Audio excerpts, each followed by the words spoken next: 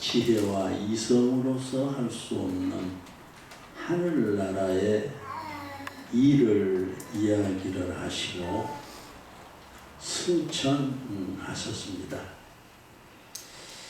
그리고 5월 19일이 성령 강림절입니다. 그렇기 때문에 이 기간 동안 우리가 주님께서 도대체 살아나셔서 어떤 말씀을 하셨는가? 부활의 말씀, 부활하시고 나서 하시는 말씀 전혀 다릅니다. 예수님이 죽으시기 전에 하시는 말씀과 부활 후에 하시는 말씀은 전혀 다릅니다. 자기가 하는 말이 아니고 아버지께서 자기에게 들려준 말을 내가 하노라, 그렇게 말씀을 하시면서 50여 동안을 우리가 기다립니다.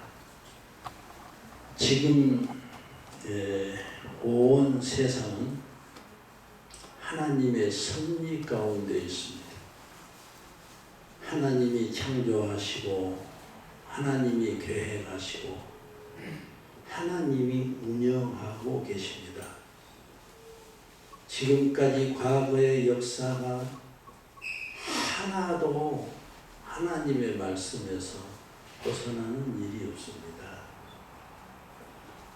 지금은 새로운 세대가 열리면서 우리가 환경적으로 겪는 아주 위기에 봉착했습니다.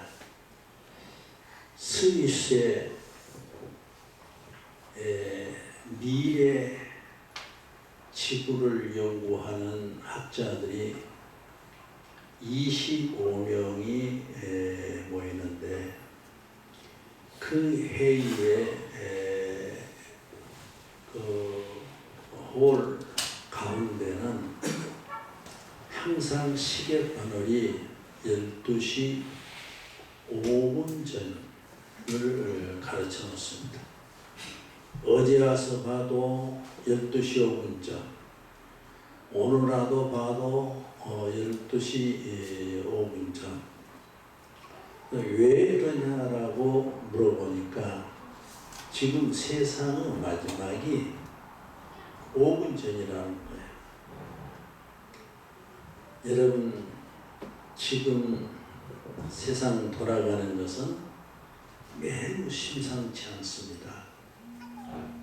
경제가 새 판으로 짜질 것이며 이북에서 핵장난을 하는 등 또 각처에서 일어나는 지진, 여러분 텍사스에서 비료 공장이 폭파되는 이런 사태야말로 지금 기독교인들이 위기의식을 느끼지 못하고 있다는 거예요. 가장 중요한 것은 위기인데도 불구하고 위기인 줄을 모른다는 것이 문제입니다. 미국이 4만 교회가 있었는데, 교회가 4만 개가 있었는데 2만 개가 거의 문을 닫았습니다. 미국 교회가, 영국을 비롯해서 이 유럽은 말할 것도 없지만은 그 바람이 지금 한국에도 불어닥쳤습니다. 한국에도 교회 문을 1년이면 300개가 문을 닫습니다. 1200만이라고 하는 성도가 지금은 800이 못 됩니다. 그리고 이번에 캐토릭이 이제 주교 하나를 잘 뽑아가지고 어떻게 겸손하고 검소하고 그리고 버스 타고 다니면서 이 캐토릭의 교황의 첫 교황은 베드로입니다. 그런데 첫 교황 때부터서 이제 쭉 내려오는데 이번에 개혁 성향을 가진 천주 교황이 탄생했습니다. 그런가 동시에 직광하고 이 기독교는 하락을 하고 있으며 이 교황이 있으면서 천주교는 더 왕성해져가고 있다는 사실을 우리는 기억해야 됩니다. 지금 제자들은 예수님을 잃고 흩어지기 시작했습니다. 엠마오로 둘이 내려가 버렸죠. 그리고 7명, 8명이 고기잡이로 배 타고 고기잡이로 나가버렸죠. 기독교가 끝날 줄로 알았습니다. 그러나 하나님의 대역사는 그 위기 때마다 주시는 말씀이 있습니다. 그것을 기억하라고 하는 것입니다. 그러기 위해서 성령 강림절을 두고, 그러기 위해서 부활절을 지키고, 또 우리가 고난주간을 지키면서 그때그때를 기억해야 된다는 거예요. 기억하고, 그리고 그때 주시는 말씀이 지금도 효력이 발생하고 있다는 거예요. 성경은 그때 주셨으면 그걸로 끝난 게 아니라 생명력이 있다고 하는 것은 지금도 우리에게 주고 있다는 말입니다. 이제 성경 전체를 보면은 성부 시대가 시작이 되는데 창세기 1장 1절에서부터 성부 시대가 시작됩니다. 태초에 하나님이 천지를 창조하시니라. 이렇게 창조로부터 시작해가지고 구약이 언제 끝나느냐. 우리 이권사님, 구약이 언제 끝납니까? 말라기서에서 끝난 것 같죠? 아닙니다.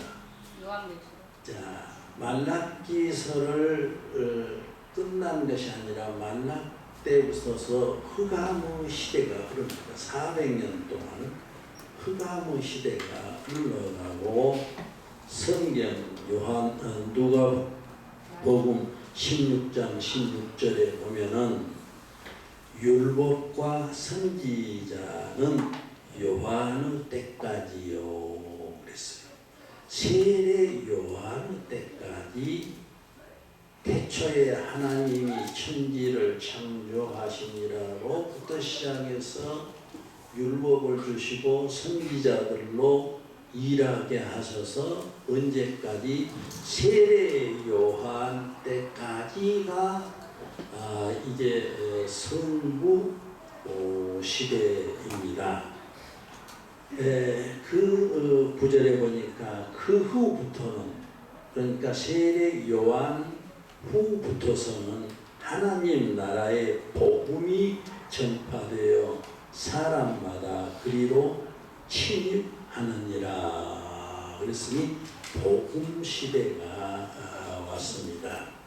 이걸 성자 시대라고 그러고 은혜 시대라고 부릅니다. 성자 시대, 예수님 시대가 왔다는 거예요. 예수님 시대는 예수님께서 다 해주시고 너희들은 따라만 오너라.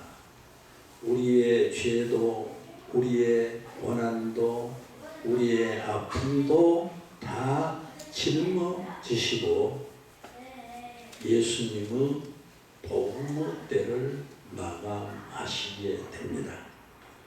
자, 마가복음 1장 15절에 보니까 가라사대 때가 찼고 하나님 나라가 가까웠으니 회개하고 복음을 믿으라.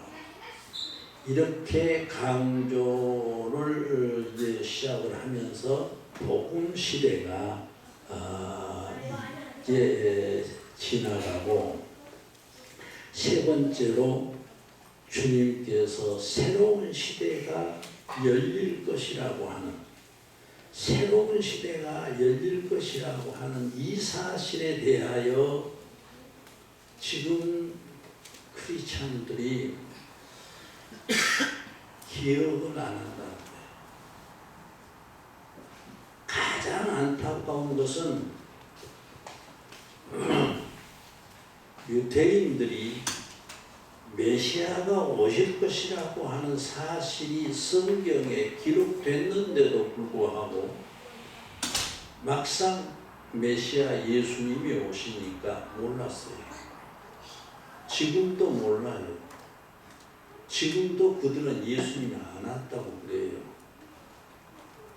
그래서 하나님께서, 예수님께서 하시는 말씀이 바리새인들을 지옥에 간다고 그랬어요. 잘 믿고도. 복음 시대도 마찬가지입니다.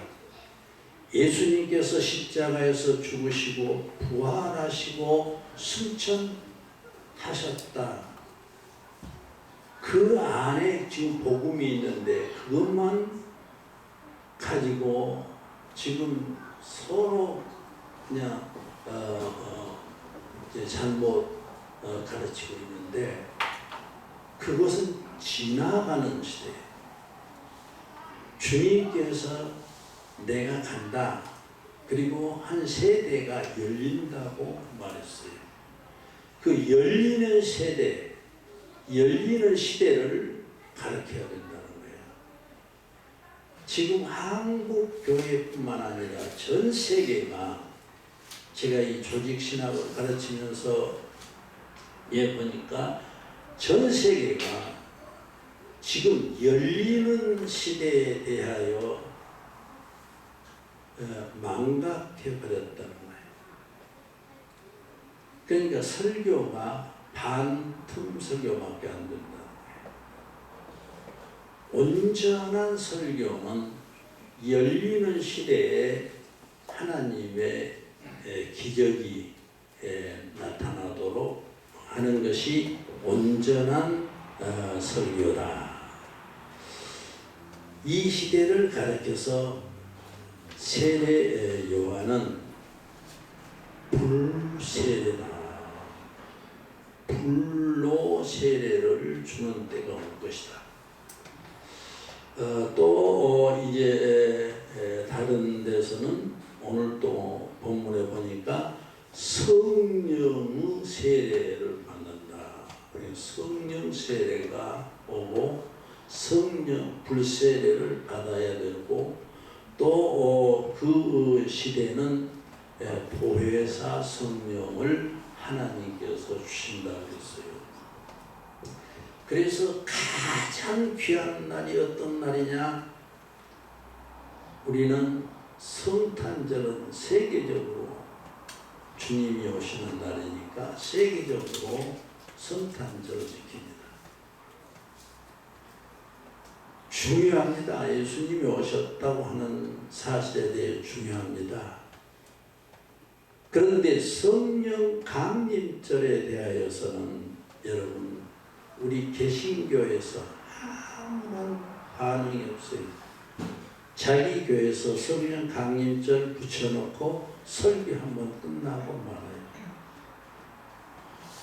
성령님이 오셨다고 하는 것은 성부, 성자, 성령이 함께 영으로 오시는 거예요. 그럼 예수님이, 하나님이 육신으로 오시는 날도 중요하지만은 새로운 시대는 성부, 성자, 성령이 한꺼번에 영으로 오시겠다. 영으로 오시겠다고 하는 데는 거의 성령 강림절로만 끝나버린다는 거예요. 원래 그렇게 되어 있으니까 그렇게 가르치고 그렇게 해왔는데 성경은 그거야 아니에요. 예수님께서 유언으로 하시는 말씀이 내가 간다. 그래야 너에게 유익하다. 왜 유익하냐 그러면은 이제 성령님이 오시는데 그 성령님은 다른 성령이다. 다른 보혜사 성령을 보내겠다. 그 말은 하나님, 예수님, 성령이 함께 영원히 우리 속에 계시겠다라고 하는 아주 귀한 말씀을 전해 주었습니다. 그러면 이제 1장 1절을 보면은 두 가지 사건이 발생합니다. 자, 1장 1절 같이 한번 읽습니다. 시작. 데오빌라여, 내가 먼저 쓴 글에는 예수께서 행하시며 가르치시기를 시작하셨더라. 자, 여기에 1절에는 두 가지 문제가 있습니다. 먼저 쓴 글에는 그랬어요. 이 먼저 쓴 글이라는 뭐냐? 누가복음입니다. 그럼 사도행전은 누가 썼느냐? 누가가 썼습니다. 누가는 의사입니다. 그 당시에 의사.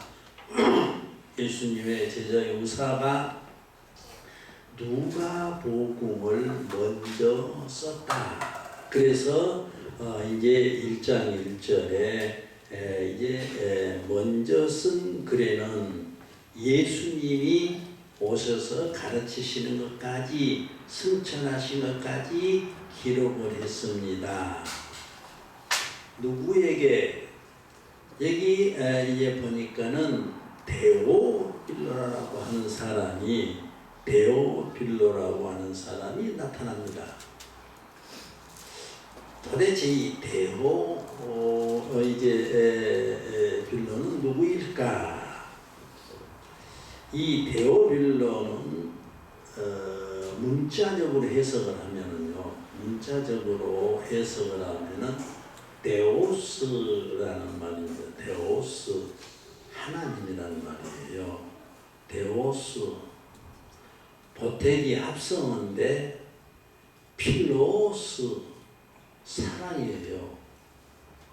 그러니까 하나님의 사랑이라고 그 이름 뜻이 하나님의 사랑, 하나님의 친구 이 말입니다. 데오빌로라 하는 것은 하나님의 사랑을 받는 자, 곧 하나님의 친구인데 도대체 그러면 데오빌로가 누구냐 하고 많은 역사가들이 연구를 했습니다. 아마도 독자들을 가르쳐서 하는 말이다. 지금 우리들에게 하는 말이다. 사랑하는 내 친구요, 사랑하는 성도요, 하나님이 그렇게 말하는 것이다. 그런데 그것이 타당하냐 안 하냐 하는 것은 누가복음 1장 3절에 보면은 각하에게 데오빌로 각하에게 편지했다. 이 각하라고 하는 말은 존칭어인데 총독 이상이 된 사람을 각하라 그랬어요. 옛날에 우리나라에서도 대통령을 각하, 박정희 각하, 그 각하를 썼단 말이에요. 그러니까 분명히 이 각하라고 하는 말을 보니까 누구인가 사람을 가르치고 있다고 하는 것입니다. 그러면 이제 총독으로서의 각하의 명칭을 받을 만한 사람이 있었다. 누가 두 사람이 있었습니다. 빌릭스라고 하는 총독입니다. 빌릭스라고 하는 사람이 로마에서 총독으로 이스라엘 나라, 유다 나라에 왔습니다. 그가 예수를 믿었어요. 그리고 베스도라고 하는 이 베스도라고 하는 총독도 개종을 했어요. 그러니까 이 두 분들이 둘 중에서 하나가 이름을 데오빌로, 하나님의 친구라, 이렇게 이제 이름을 가졌을 것이다. 그래서 천주교 같은 데는 교회 이름이 따로 있어요. 교회에서 이름을 따로 줍니다. 그래서 이제 그 데오빌로 각하, 그걸 보니까 충동으로 와가지고 예수 믿는 사람 중에 하나인데, 그 사람에게, 그분에게 편지를 했다는 것입니다. 그 편지를 할 때 이 본문의 중심이 뭐냐라고 하는 거예요. 이 본문의 중심이 뭐냐? 4절에 있는 말씀을 하기 위해서, 4절이 본문의 중심입니다. 사도와 함께 모이사 그들에게 분부하여 이르시되, 예루살렘을 떠나지 말고 내게서 들은 바 아버지께서 약속하신 것을 기다리라 그랬어요. 이것이 중심입니다. 아버지께서 약속한 것을 기다리라. 어디서? 예루살렘에서. 그러면 여기 예루살렘은 어떤 곳이냐? 이 예루살렘은요, 보통으로 우리는 유대 이스라엘 나라의 수도다, 그런 생각해서 안 됩니다. 구속의 핵심이 여기서 일어난 겁니다. 이 예루살렘은 아브라함에게 하나님께서 100세 얻은 아들을 모리아 산에다 가서 제사를 해라 그랬어요. 그 모리아 산이 예루살렘입니다. 그러니까 순종의 산이에요. 순종. 이 아브라함이 100세에 얻은 아들을 제사하라고 하는 그 모리아산, 그 모리아산에서 산에다가 이제 솔로몬 왕이 성전을 건축했습니다. 그리고 예수님께서 십자가에 못 박혀 죽으신 곳이기도 합니다. 어디가? 예루살렘이. 따라서 신약의 터전이 어디냐 하면 예루살렘입니다. 이 예루살렘은 구속사적인 측면에서 매우 중요한 의미를 지니고 있는데, 영해를 하면은, 영적으로 말하면은 지금 교회라고 하는 것입니다. 교회를 떠나지 말라고 하는 것입니다. 그런데요, 요즘 성도들, 우리 교회는 그래도 이만큼이라도 나쁘면, 큰 교회는요, 오면은 거의 가버립니다. 큰 몇만 명 모인 교회가 3분의 1도 안 모여요. 가버려요. 즉 생활과 교회가 점점점 멀어지고 있다는 거예요. 교회라고 하는 이 예루살렘을 떠나지 말라. 중요한 말입니다. 여러분, 이 교회가 3층 얻어가지고 하니까 이것이 시지부지한 게 아니에요. 하나님은 교회에 관심을 가지고 교회를 통해서 축복하고 교회를 통해서 우리의 영적인 양식 공급을 받습니다. 이 영적인 양식, 요즘에는 한국 사람들은 다이어트를 하기 위해서 막 굶주리고 그러는데, 이 영적으로는 다이어트가 없어요. 많이 잡숴야 돼. 많이 먹어야 돼. 영적인 말은 많이 먹을수록 좋다는 거예요.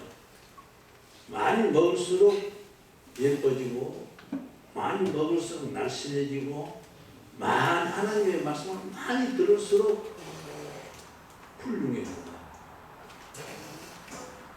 그래서 이 교회를 가차게 하는 사람들은 복 안 받은 사람이 없어요. 교회와 관계가 좋으면은 바로 하나님의 축복의 통로가 이루어지는 거예요. 옛날에 이 양림교회를 지을 때요, 모 장로님이 계셨는데 부흥회를 했어요. 부흥회를 해가지고 교회를 짓는다고 부흥회를 했어요. 그러면 부부가 같이 앉았다면 좋을 것인데, 권사님은 저쪽에 앉았고 장로님은 이 앞에 앉았단 말이에요. 그래서 이제 헌금 작정을 하는데, 교회 지으려고 헌금 작정을 하는데, 장로님은 뭘 생각했냐면은, 단양회가 상당히 문구가 많이 있었는데 이걸 때려다 바쳐야 되겠다 생각하고 논밭 전체를 하나님 앞에 바친다고 써뒀어요. 그런데 권사님은 뭘 생각했는가에는, 그거는 놔두고 우리 집 바쳐야 되겠다. 지금은 우리가 상상도 못할 일이에요. 그런 일들이 굉장히 많이 일어났습니다. 우리 한참 젊었을 때도요, 보면은 교회 짓는다고 그러면은 전세를 빼가지고 사무실을 들어가고 뭐 그랬어요. 그런데 집을 바쳐버렸습니다. 집에 와서 둘이 싸웠게 안 싸웠게? 안 싸우는 거야. 그것이 훌륭한 거야. 당신께는 그렇게 성령이 임했고 내게는 집바치라고 했으니 이제 내일 모레부터는 이제 사물쇠로 들어가야 할 판이에요. 3년 만에 회복이 되는데요. 3년 만에 하나님께서 배로 축복을 하시고 그 자녀들이 잘 되는데, 이제 청와대에도 이제 있었고 굉장했어요. 자녀들이. 절대로 하나님은 여러분 것 받고 공짜로 그냥 있는 일이 없어. 교회와 관계가 잘 맺어지면은 하나님은 배의 축복도 주시고 자녀들에 대한 축복도 주신다는 것입니다. 그런데 이 성령 시대가 지금 도래하고 있는데, 가까워지고 있는데, 그래서 예루살렘을 떠나지 마라. 그리고 무엇을 해야 되느냐? 하나님의 약속을 기다리라. 아버지의 하시는 말씀 속에 있는 약속을 기다리라 그랬어요. 그러면 그 약속이 뭐냐? 보혜사 성령이라는 것입니다. 요한복음 1장 5절에 요한은 물로 세례를 주었거니와 몇 날이 지나면 성령으로 세례를 줄 것이다. 그러니까 예수님께서 십자가에 죽으시고 아주 제자들은 흩어져 버리고 이제 그 기독교가 끝날 그 무렵에 하나님께서는 말씀하시기를 내가 너에게 약속한 것이 있다. 그게 뭐냐? 보혜사 성령을 보내겠다 그랬어요. 그러니까 옳게 알았더라면은 그 말 붙잡고 있어야 되겠는데 제자들은 그 말이 무슨 말인지는 몰랐어. 그래가지고 흩어져 버리고 문장 끄고 숨어 다니고 그랬어요. 자, 누가복음 3장 16절에 요한이 또 사람에게 대답하여 가라사대 옛날이 못되면은 불로 세례를 줄 것이다. 불세례, 성령으로 세례를 받을 것이다. 구약에서 보면 이제 요엘을 보면은 이제 성령을 부어 주시는데 늙은이는 꿈을 꾸고 이제 예언을 하고 이러한 성령의 대역사가 일어난다. 그리고 예수님께서는 육언으로 하시는 말씀이 요한복음 14장 16절로 17절 내가 다른 보혜사 성령을 너희에게 보내겠는데 그는 진리의 영이다. 너희 속에 계시겠습니다. 라고 그렇게 말씀을 하셨습니다. 제자들이 오순절이 가까우니까 그때가 생각이 나는 거예요. 예수님이 하셨던 말씀이 생각이 나서 모였는데 120문도가 모였다. 120여 명이 모였다 그랬어요. 그래서 나는 여기서 오기로 믿자. 오기로 믿자 하니까 무슨 오기를 쓰려고 그런가. 5가지 기로 여러분들이 믿어야 된다 그 말입니다. 자, 오기 첫 번째로 기억하고 기도하라. 기억하라. 기억하라. 누가복음 24장 8절에 보면 저희가 예수의 말씀을 기억하고 그랬는데 기억하라는 말이 구약에서 신약까지 몇 번 기록됐느냐? 123번 기록이 됐어요. 기억하라. 여호와를 기억하라. 구약에는 여호와를 기억하라. 신약에 와서는 지금 예수님께서 얼마 전에 하셨던 말씀을 기억하라.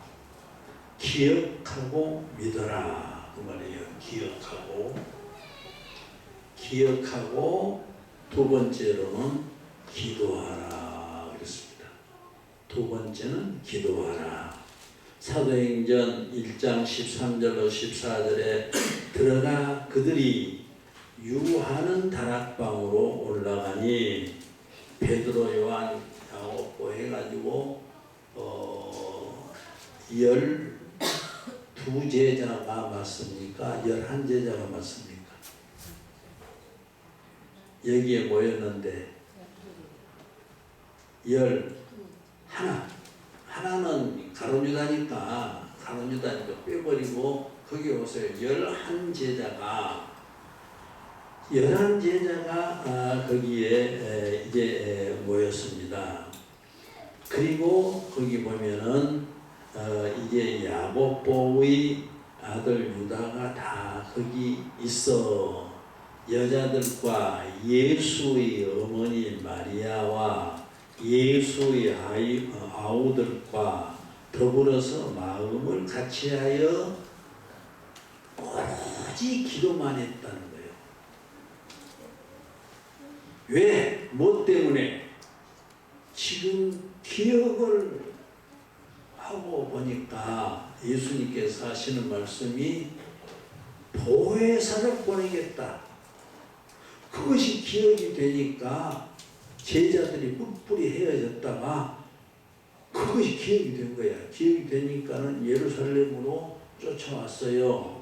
쫓아와가지고 다락방에 딱 들어가서 보니까 베드로도 와 있고 제자들 11제자가 와 있고 예수님의 어머니도 와 있고 예수님의 이모도 와 있고 예수님의 동생들도 와 있었는데 수가 120여 명이었다. 오직 기도했다는 거예요. 이게 모이면 기도라고요. 오로지 기도했다. 기억하고 기도했다. 세 번째로 기다리라. 기다리라. 여러분, 지금 이 제자들은 120문도가 식음을 전폐하고 기다립니다. 무엇을? 보혜사 성령이 오실 것을 기다리는 거예요. 그러면 어떻게 오실까? 기대되잖아요. 그래서 네 번째가 기대하라. 예. 어떻게 오실까? 기대가 되는 거예요. 그 환경은 어떤 것이고 또 성령은 어떻게 오실 것인가라고 이제 하면서 이 기다린다는 것은 상당하게 의미가 있어요. 설레기도 하고 예인끼리 연애한 사람이 사랑하는 아내 될 사람을 기다리는 설레는 마음, 기다린다고 하는 데는 이 기다림 속에는 상당하게 마음이 참 소망, 어떤 기쁨, 어떤 것을 이제 상기하면서 이제 기다리라. 기대하면서 기다리라. 기대한다. 보시면 틀림없이 세상을 그냥 왈칵 뒤집어 놓든지 어떤 문제가 이제 해결되든지 큰 기대를 가져라. 다섯 번째가 기적이 일어난다. 오기로 믿으면은 첫 번째 이제 기억하라, 기도하라, 기다리라, 기대하라.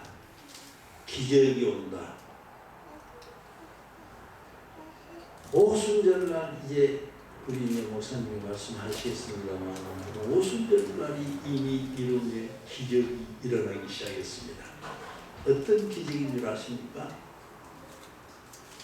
베드로가 아주 쫄짱구예요. 큰 소리는 팍팍 치면서 예수님 이제 십자가에 죽으신다고 그러니까 도망다니면서 그런 사람이 이 성령이 강림하니까 예루살렘으로 나간 거예요. 예루살렘에 가서 전도를 하는데 이것이 기적이야. 자, 자기 말로 지금 우리나라 같으면 우리나라 말로 말을 하는데 외국에서 온 사람들이 들을 때는 자기 말로 들려준 거예요.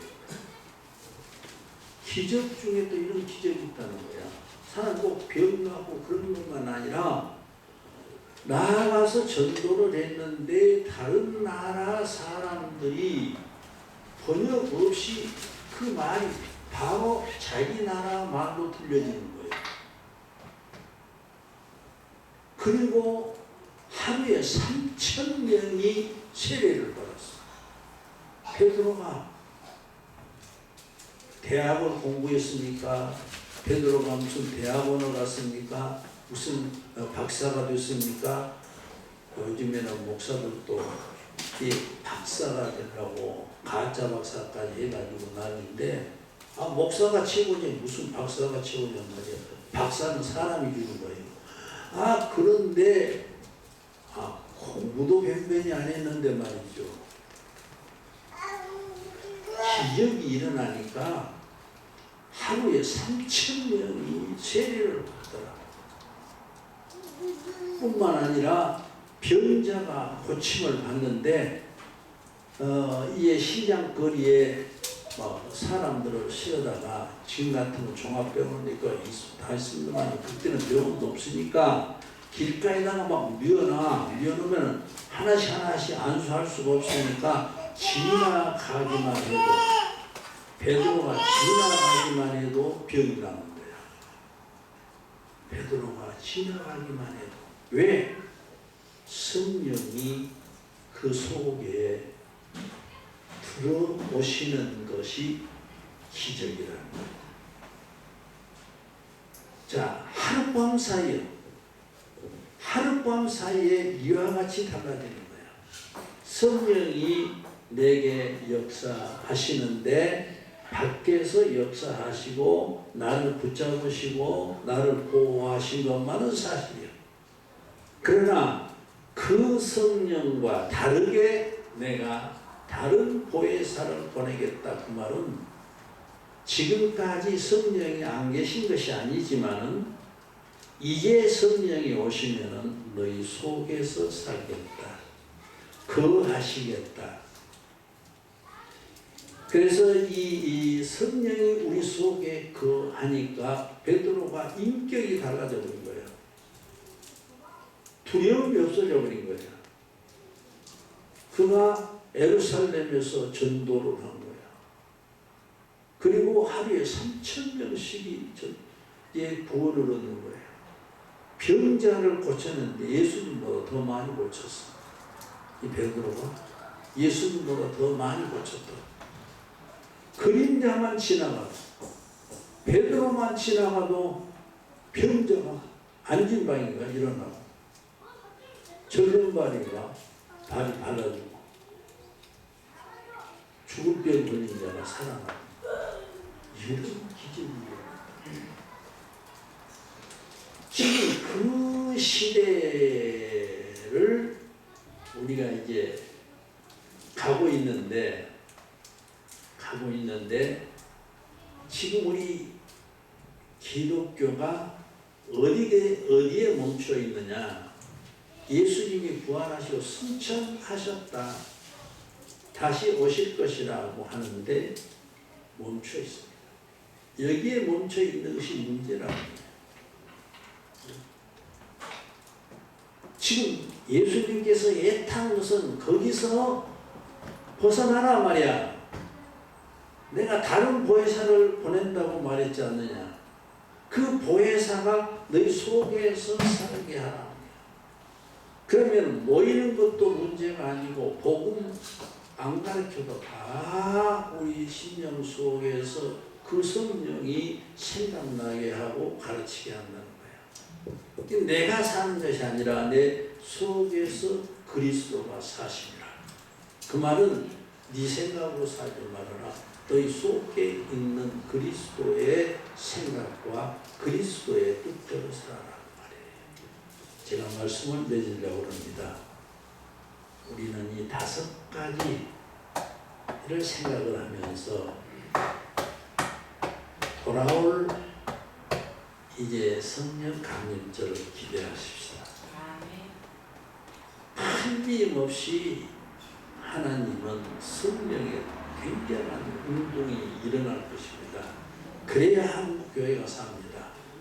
한국교회가 시들어갈 때 1907년에 평양 교회에서 일어났던 성령의 부흥이 바람이 지금까지 왔다면 이제 다시 그 성령의 불길이 일어나기 시작을 해야 되는데 성령으로 하지 않고는 안 되게 돼 있어요. 사람들이 인격적인 거, 지식적인 거, 이성적인 거 이것으로 생각을 하게 되면은 성령을 거절하는 것입니다. 왜 이스라엘 백성들이 예수님이 오셨는데도 안 오셨다고 하느냐? 자기들 머리로 생각하니까 그런 거예요. 율법적으로만 생각을 하니까 예수님께서 오시면은 어린아이로 오시겠느냐, 이제 큰 마차를 타고 구름 위로 천군 천사를 데리고 싹 내려올 거. 그렇게 이성적으로 생각하는 거예요. 성령도 마찬가지. 성령이 우리에게 임하셔서 우리 속에 계시면은 내게서 이런 역사가 일어나는데 우리가 마음 문을 닫고 있는 거예요. 내가 문을 두들기노니 너희가 문을 열면 내가 너희 속에 들어가서 너와 함께 먹고 마시면서 살겠다. 이런 역사가 최근 교회지만 우리 교회 속도 일어나서 시들어가는 기독교를 다시 한번 부흥시킬 수 있는 그런 계기가 되기를 간절히 이제 부탁하면서 말씀을 맺겠습니다. 기도하겠습니다. 우리 하나님